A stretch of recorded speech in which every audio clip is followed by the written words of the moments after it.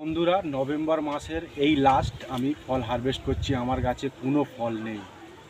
এই দুটো ফল হয়ে রয়েছে, এই একটি এই সিজনের মতন লাস্ট ফল আমি এই হারভেস্ট করলাম।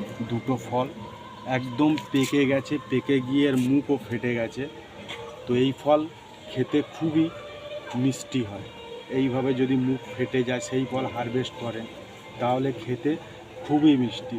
তো আমার সাবস্ক্রাইব বন্ধু যারা আছো এখনও আসতে পারেনি, অনেকে কাটিং ডাল নিয়ে যাচ্ছে। এই দেখুন এখনও অনেক কাটিং ডাল এখানে রাখা রয়েছে।